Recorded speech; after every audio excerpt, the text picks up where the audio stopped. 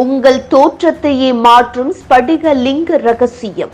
தமிழ்நாட்டில் யாரும் அறிந்திடாத மர்மம்.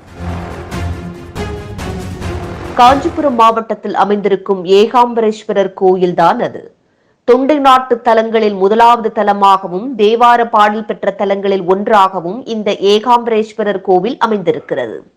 பஞ்சபூத ஸ்தலங்களில் இந்த கோவில் நிலத்தை குறிக்கின்றது. இக்கோயிலின் கட்டிட அமைப்பை பார்த்து 600ஆம் ஆண்டு கட்டி இருக்கலாம் என்று ஆராய்ச்சியாளர்கள் தெரிவிக்கின்றனர். அந்த அளவுக்கு மிகவும் பழமையான கோயிலாக இந்த கோயில் அமைந்துள்ளது. இந்த கோயிலில் முக்கிய கடவுளான சிவன் ஏகாம்பரேஸ்வரர் என்ற பெயரிலும், அம்பிகை காமாட்சியம்மன் என்றும், எலவால் குழவி என்றும் அழைக்கப்படுகின்றனர். இங்கு மூலஸ்தானத்தில் அமைந்திருக்கும் சிவபெருமானை கிருத்துவலிங்கம் என்று அழைக்கின்றனர். இங்கிருக்கும் சிவபெருமான் மண்ணால் ஆனவர்.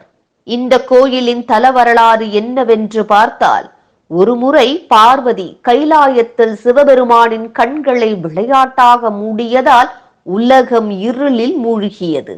அதன் பின் சிவபெருமான் தனது நெற்றிக் கண்ணை திறந்து இந்த உலகத்திற்கு வெளிச்சத்தை அளித்தார்.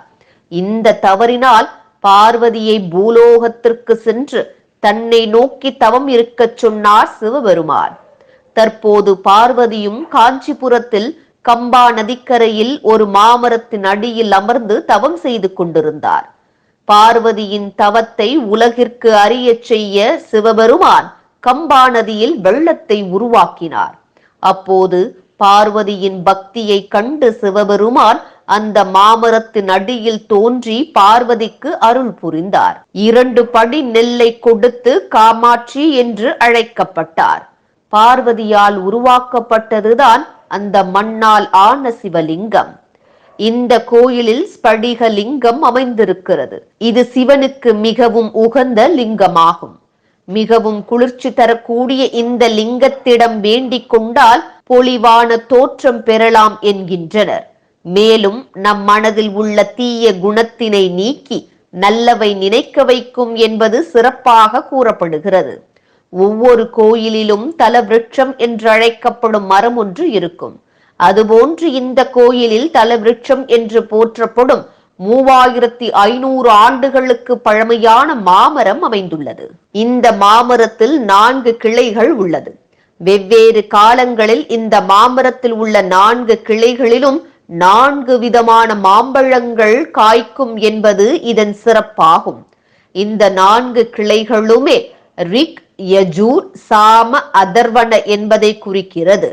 இந்த கோயிலில் அம்பாளின் வேண்டுதல் சிவனால் நிறைவேற்றப்பட்டதால் இங்கு வரும் பக்தர்கள் அனைவரது வேண்டுதலும் நிறைவேறும் என்று கூறுகின்றனர். திருமணம் ஆகாத பக்தர்கள் இங்கு வந்து செல்வதனால் அவர்களுக்கு திருமணம் நடக்கும் என்றும் தெரிவிக்கின்றனர். மேலும் குழந்தை வரம் இல்லாமல் தவிக்கும் தம்பதிகளுக்கு விரைவில் குழந்தை பிறக்குமா? இங்கு சிவனுக்கும் பார்வதிக்கும் திருமணம் நடந்ததால் இந்த தலத்தில் திருமணம் செய்து கொள்வதற்காக நிறைய பக்தர்கள் வருகின்றனர். இந்த கோயிலில் பங்குனி உத்திர திருவிழா 13 நாட்கள் மிகவும் சிறப்பாக நடைபெறும். இந்த திருவிழாவிற்கு அதிக அளவில் பக்தர்கள் வந்து இறைவனை வழிபட்டு தங்கள் நேர்த்திக்கடனை செலுத்துவார்கள்.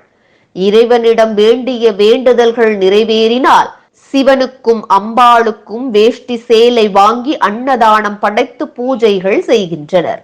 மிகவும் அழகிய மண்டபங்களும் சுற்று பிரகாரங்களும் மிகவும் பழமை வாய்ந்து இருப்பதால் அதிக அளவில் சுற்றுலா பயணிகள் வரும் இடமாகவும் இந்த கோவில் அமைந்திருக்கிறது.